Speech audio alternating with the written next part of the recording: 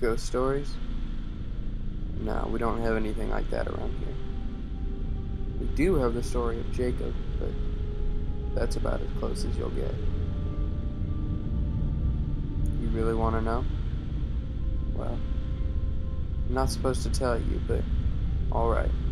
Just no interrupting. I don't have the patience for it. How to describe Jacob Emory? Well, I guess you could say he was the kind of guy you could never take notice of. This isn't to say he was a bad kid in any sense.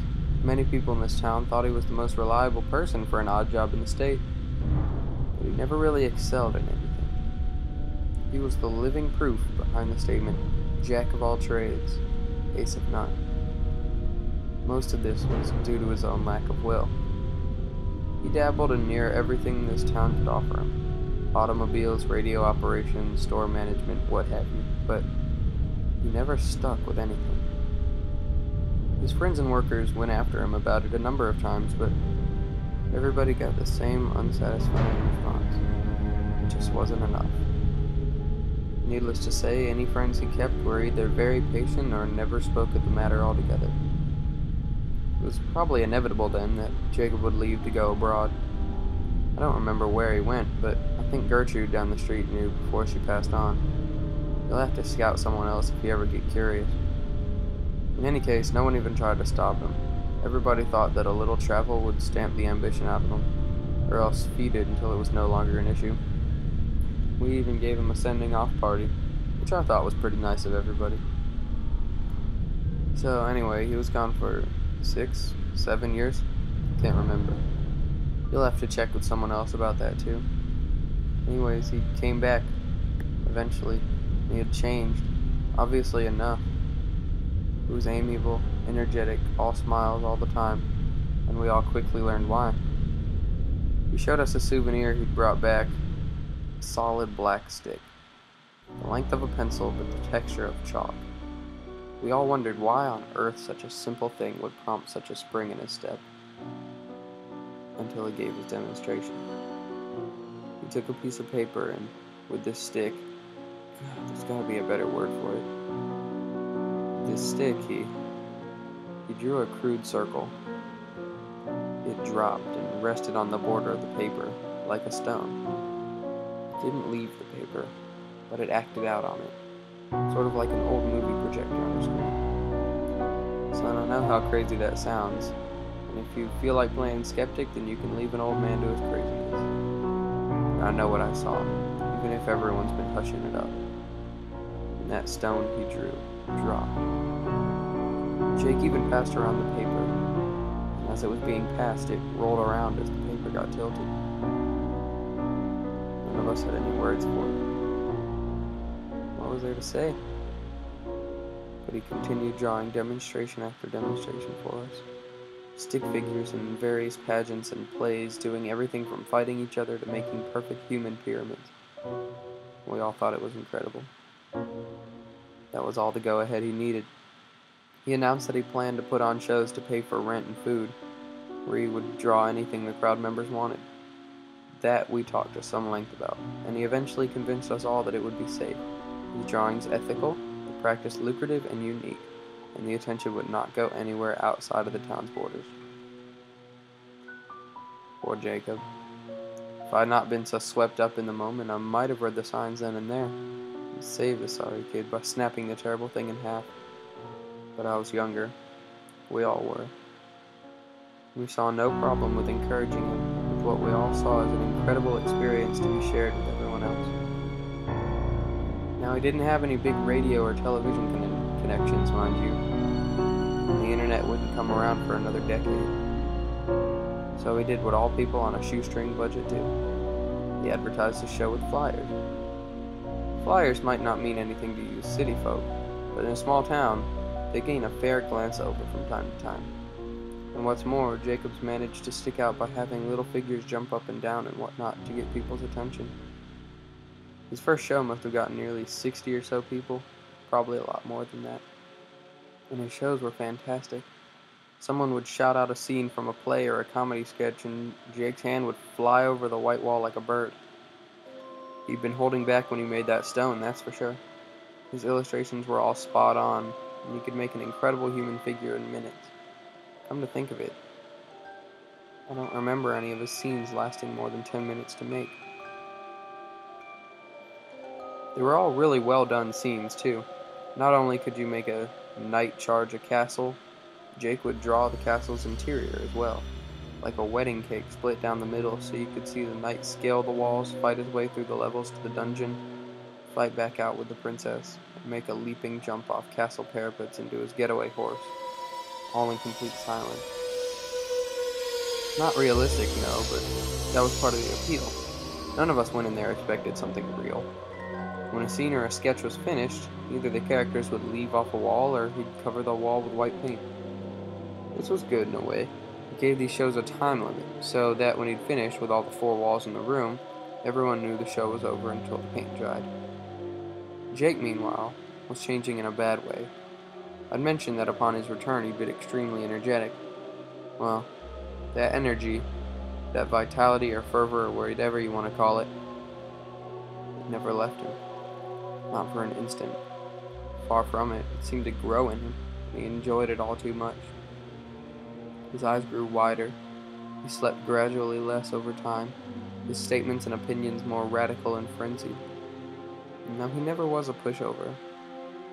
He was starting to make people nervous in his company. A month or 2 passed, and Jake's audience grew like a wildfire. Nearly everyone in the town paid to see Jake's art in action. He had to rent out larger and larger places for them to sit. He now didn't stop after one scene was done. He moved directly on to the next, put on the next blank space on the wall, sometimes to the intriguing effect of causing scenes to mingle, which the crowd loved. The subject matter got more wild and immoral. The monsters got more bizarre and creative. The fighters used more impossible weaponry, all for the sake of the crowd's interest. Jake got steadily more indulgent, which we figured was from the money, and he became a drinker and a womanizer, neither of which got rid of that vitality, by the way. Some of these women claimed that they'd woken up in the middle of the night to see him scribbling with that stick on a drawing pad, a gigantic grin on his face. And while most of them said that they'd assumed he was drawing them in the nude, there's rumors that 1 or 2 of them got glances at that notepad. Those anonymous few supposedly said that those drawings absolutely weren't nude pictures, but neither of them, whoever they are, will say what he was drawing. Don't bother looking for the notepads or flyers, though. They're all gone now. I'm getting off track. Point is, he was hitting the bottle, and that's important, because it was that drinking that would eventually ruin everything. On the night of one of his performances, as he walked in front of his cheering crowd, it was immediately apparent to everybody that he was completely drunk. I was in the first row. I could smell the bourbon on him from 10 feet away. The show started. He went through a bunch of sketches and scenarios the crowd recommended, when at the end someone asked that he draw himself. Everyone cheered the idea. I guess they'd been wondering what his creations thought of him, and he eventually obliged. No sooner had Jake finished connecting the final 2 lines on his coat than every single character across the vast, expensive wall all stopped and looked directly at that illustration. Lovers stopped kissing, clowns stopped laughing, robots stopped fighting pirates. Everything stopped and looked at the Jacob illustration. The crowd died almost instantly. I remember Jake's face at that moment. Pale white, full of terrible comprehension of his mistake, and looking desperately for the cans of white paint he'd forgotten to put out during the show. Everyone else? They were looking at the fake Jacob. That Jacob reached into his jacket pocket, pulled out a black stick of his own, and as we all watched, drew a door. He pushed on his side, and the door swung open, allowing him to walk through onto the floor of the auditorium. The rest was an absolute pandemonium. People screamed and ran for the exits as Jacob's characters, both those currently on the wall and those which had previously left before being covered up, ran out of their own exit, throwing pies, shooting lasers, blowing fire and poison and the impossible. I was near enough the exit to escape. and gave only one backwards glance. The scene will haunt me forever. Jacob Emory was being dragged by his creations, kicking and screaming through the door his copy had made. The auditorium burned down, obviously enough, but I have no idea how many characters escaped, what happened to the fake Emory, or how many people died. The fire brought the fire department from the nearest cities up to over 100 miles away. They, in turn, brought the police force, which brought the government, which hushed up everything. They took the flyers and any art Jacob made, swore everyone to secrecy or else life detainment. The fire was blamed on a cigarette in the garbage during the basketball game. We all eventually went on with our lives. Jacob was made to never have existed. In retrospect, I realize everything. Jacob hadn't been creating illustrations. Illustrations don't move, much less act or attack. They're just images people see, shadows made to look like real things. Jacob had been making life, actual thinking things in some alternate dimension, using a power that was never meant to fall into mortal hands. He got drunk on his power. His punishment was probably well-deserved. Incidentally, the government screwed up on 2 different accounts. Did a pretty good job silencing everyone, but the ruins are still there, you know. The auditorium's ruins. Here they're going to start reconstruction soon, which will wipe out any remaining evidence someone can definitely see. I went back there once, several years after the fire. Just once. Amidst the rubble, covered in ash. I saw something squirming. I looked closer. It was Jacob Emory's hand on the wall, exactly like it had been 3 years ago. Sweaty but calloused, I remember. But it was constantly flailing, as if the body it was supposed to be attached to was still writhing and flailing. That was mistake number 1. Number 2 was those creations.